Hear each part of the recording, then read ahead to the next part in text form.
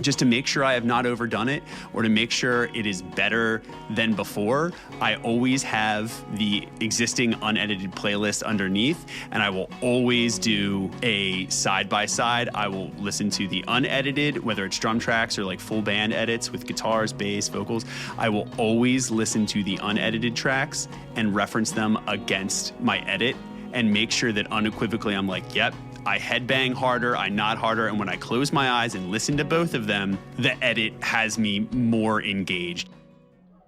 Huh, what's this red button do? You are now entering a restricted area. You may experience a phenomenon known as true recessive.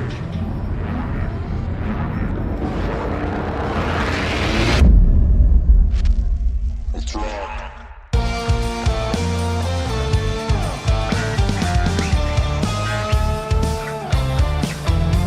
Welcome back to The Record Process. We've got Mr. Tom Conran, as always, and our newly aged golden knight over here, Mr. Adam Ackerman.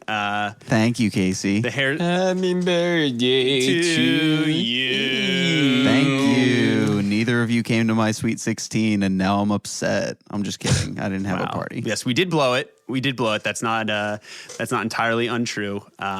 However, we would like to wish him a happy birthday retroactively. And would Thanks, guys. insert air horns. Yes. And in order to celebrate, we've decided to get into everybody's favorite. And when I say that, it's not always the first thing we talk about when we talk about making a record, but it is a very important transitional piece between recording and mixing. Now, I know everybody wants to get to mixing, right? Everybody loves it. Everybody's looking for their favorite plugin. Everybody's looking how to make their drums fucking huge.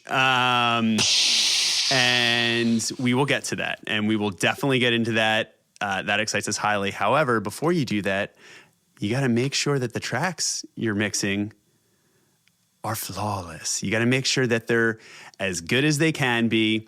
And how do we do that? It's by taking a look under the microscope and making sure that they are edited and organized and prepped to the fullest extent that they can be. So that's what we're going to talk about today, and how to maybe better define, what the tracking process is like when you're done, and then how to move through the editing process and what to look for in terms of how heavy-handed or light of a touch we need to be going with our edits, and what that means in a lot of different ways. So we're going to get right into it.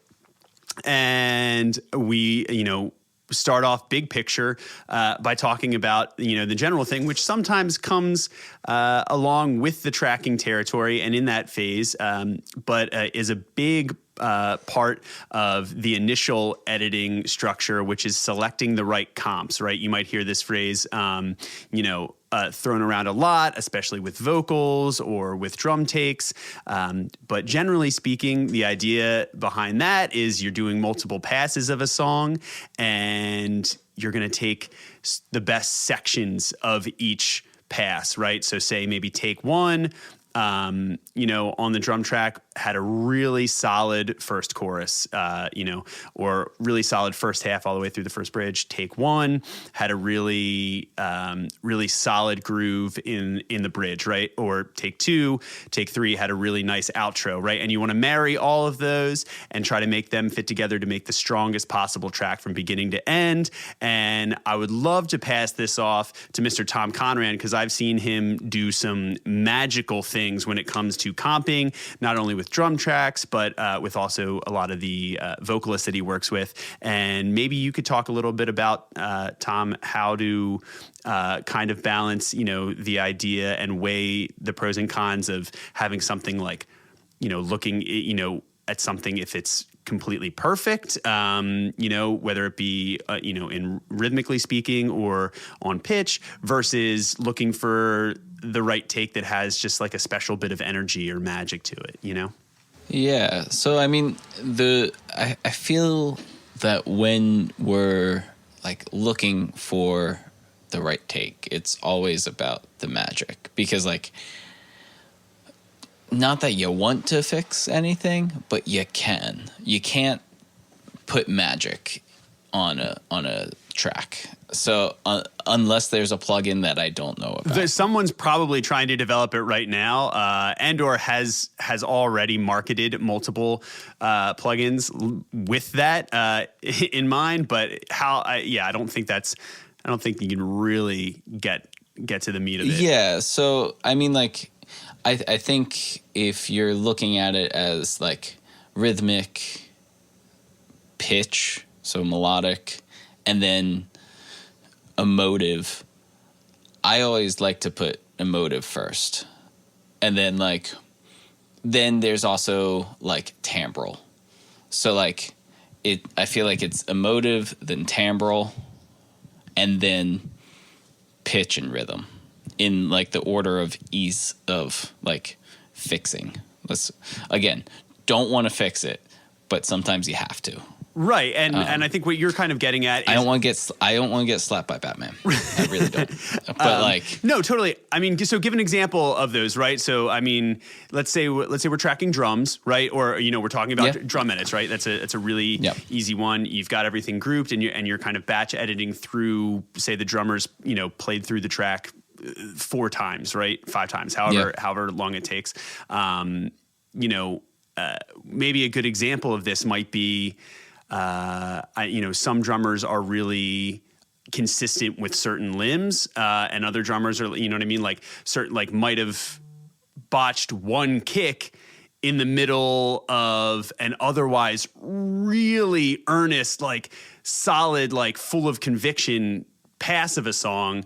And so I'm going to go with that and just fix the one little, kick or one little snare that was a touch behind or whatever coming out of a fill, versus taking the other take that might be technically on, but the velocity is just not as consistent. And he was thinking more about not messing up and less about really playing and leaning into the energy of the song, right? So that's kind of... Yeah, and like we kind of touched on like that during the tracking process of like how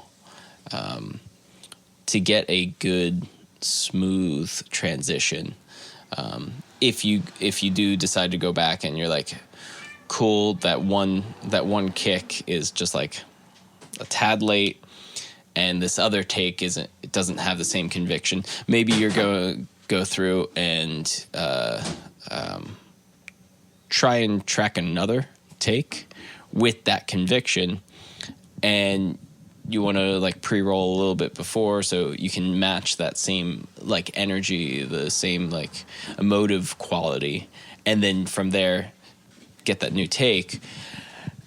But when selecting those tracks, we're going to start with like, does it fuck? If it fucks, cool. And then we go down, is timbral quality. So like in this case, you were saying like the kick was a little out. All right, well, whether it's like typically if it's like a kick, you're going to have that bleed through the other mics. So you have to determine the level of bleed and how the drums are being processed. So like, does it require you to take a new take of that section? If so, like we have to go back to the pre-roll question of like, should we do another take? Right.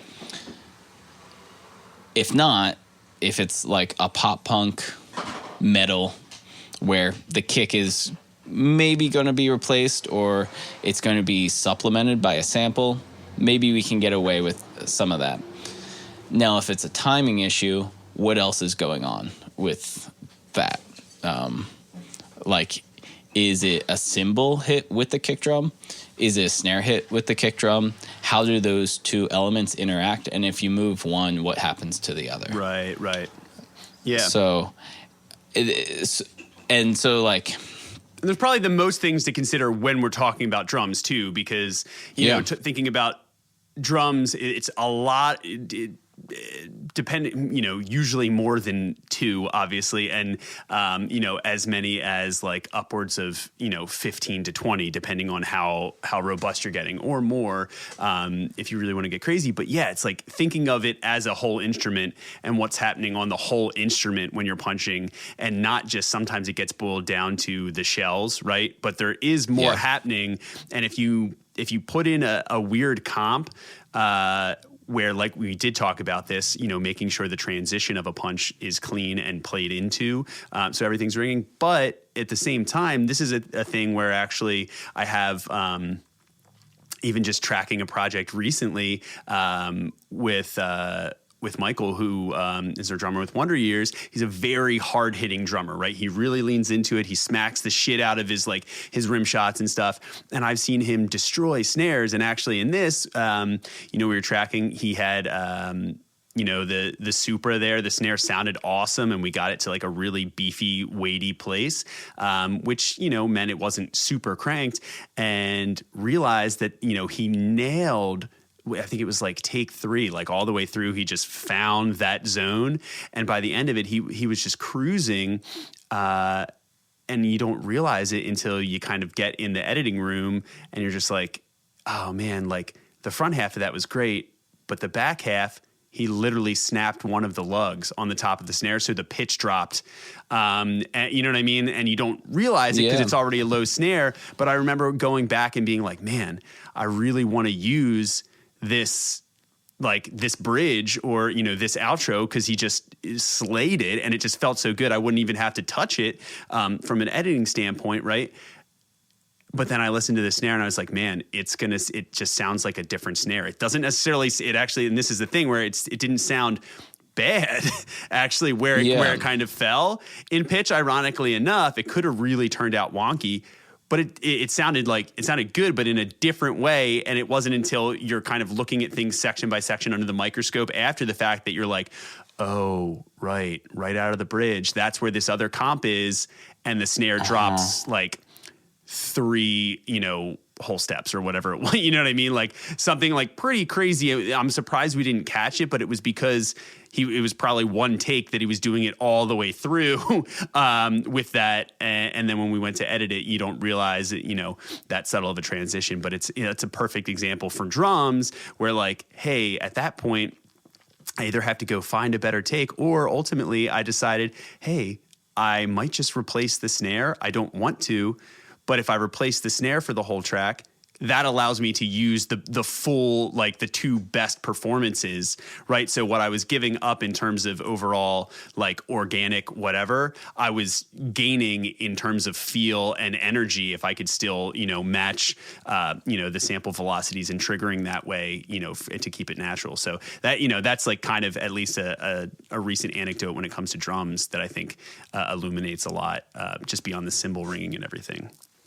Yeah, and so like, and that gets into timbral, like exactly. So like that was a different timbre. Down. Yeah, and so like sometimes like actually working on a track that like one of the tracks off of the record that I'm working on right now, the snare does a weird pitch drop for a full 4 bars, and it was just how. In this case, our buddy Charlie Singer was playing the snare drum and just like tuned itself down, and like it works. I could never do it, and like it as far as like a comp thing, yeah, I'm not gonna comp that. Like it was too cool of a moment, but it is something to be aware of. Right. So like if you're replacing that snare. Okay, well, you have to match that tonal pitch. You can't have like a snare sample just like go throughout and not dip. Right. And then the last one is pitch.